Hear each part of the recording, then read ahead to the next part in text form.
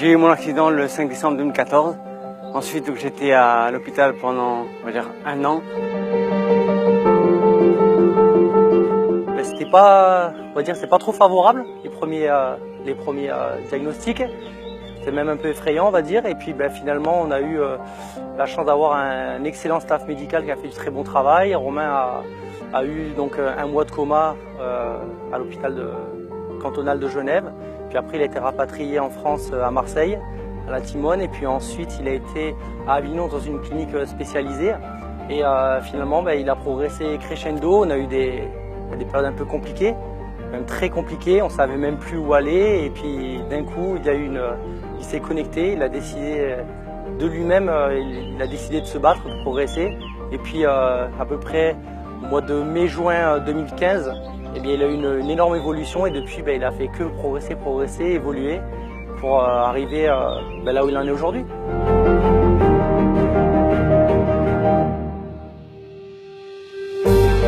Pour l'accident, j'ai commencé ma rééducation. Au début, je commençais à faire un peu de vélo, de la course à pied. Ensuite, j'ai fait du crossfit. Puis après, j'ai commencé à faire de la moto et en entraînement en motocross.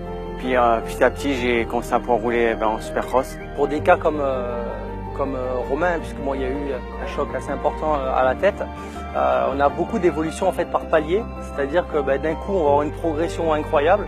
Puis d'un coup, ça va stagner, des fois même, ça va redescendre.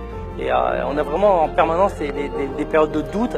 Et puis, on a même, il y a même eu une période qui était assez délicate, puisqu'il a failli partir en hôpital psychiatrique à Avignon, parce qu'il n'arrivait plus à le contrôler. Il avait une attitude un peu particulière et il gérait mal ses émotions.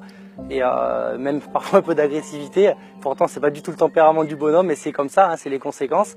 Et puis après, d'un coup, il a commencé à se connecter. Et puis dès qu'il a commencé à se connecter avec nous, je me rappelle encore ces questions. C'était Vincent, comment je peux faire pour revenir au top? Comment je peux faire pour redevenir comme avant? Puis il me demandait à chaque fois. Et puis j'essayais un petit peu de le guider. Et puis finalement, quand on a compris que son moteur, le seul moteur qu'il avait, c'était revenir un jour sur une moto. Tu as 2 solutions. Soit tu es protecteur et tu dis non, il faut pas, c'est trop dangereux. Ou alors tu dis ouais, ok, allez, on va le faire. Et puis quand on dit on va le faire, on l'encourage. Et grâce à ça, c'est à partir du moment où il y a eu un objectif, ça a été progression, travail. Et puis je pense qu'aujourd'hui, on peut le féliciter. Alors, mon objectif numéro 1, c'était de rouler en supercross et de gravir les échelons. Je vais commencer par le championnat X6 Cup cet été, et puis ensuite je vais essayer d'aller rouler en A6 Tour en fin d'année en championnat indoor. J'ai fait beaucoup de travail, je continue à travailler pour atteindre ce niveau, puis on verra d'année en année comment ça se passera.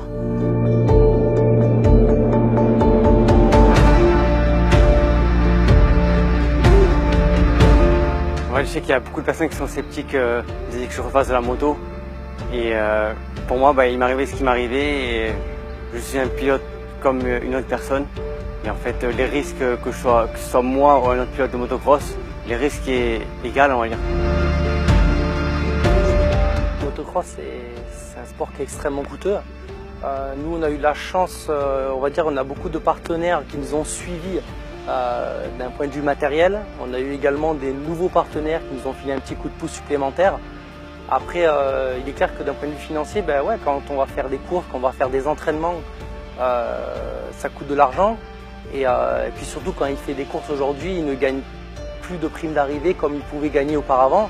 Donc ouais, c'est assez compliqué. Après, on a eu la chance d'avoir du soutien quand même avec des plateformes qu'on appelle de crowdfunding, en fait, des financements participatifs. Donc voilà, on a fait une fois. Après, je veux pas trop en abuser, je vais pas en faire une tous les ans, mais on en avait vraiment besoin parce que les allers-retours à l'hôpital de Marseille, les allers-retours à la clinique, les allers-retours également que mes parents faisaient à Genève, ça fait un trou dans le budget, ça c'est sûr. Maintenant, ouais, on a des sponsors qui ont fait des efforts. On va dire que chacun fait un peu de sacrifice. Moi-même, j'interviens dans des écoles de pilotage. Et puis, sur sur la somme que je gagne sur ces stages-là. Il y en a une très grosse partie qui vont dans l'association de mon frère pour l'aider, tout simplement à avancer.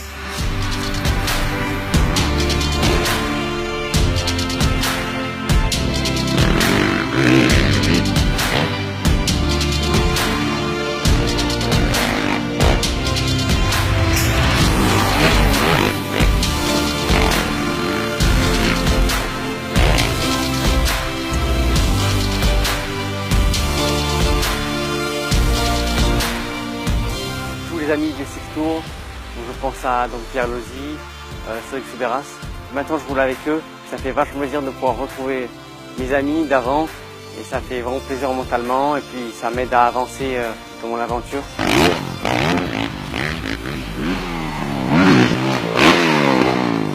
Sur son envie de gagner un championnat, moi je pense que s'il y croit, moi je pense qu'il n'y a pas de raison.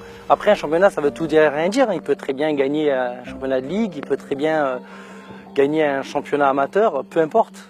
Ça après c'est lui qui verra, mais moi je pense que c'est surtout le moteur. Et aujourd'hui je pense que si on enlève ce moteur là, quel intérêt il a s'il n'a pas espoir un jour de gagner quelque chose, d'aller s'entraîner, de se lever le matin, d'aller 3-4 fois par semaine à la salle de sport, d'aller rouler 3-4 fois par semaine. Quel est l'intérêt si derrière il ne peut pas s'offrir en fait sa récompense, sa victoire? Donc moi je pars du principe que si c'est ce qu'il veut, on va faire tout notre possible. Et puis voilà, aujourd'hui pour l'instant on y arrive, on verra jusqu'à où on y arrive et voilà, on est là quoi. Mon rêve ce serait de regagner un titre et c'est bien ce qui me fait avancer.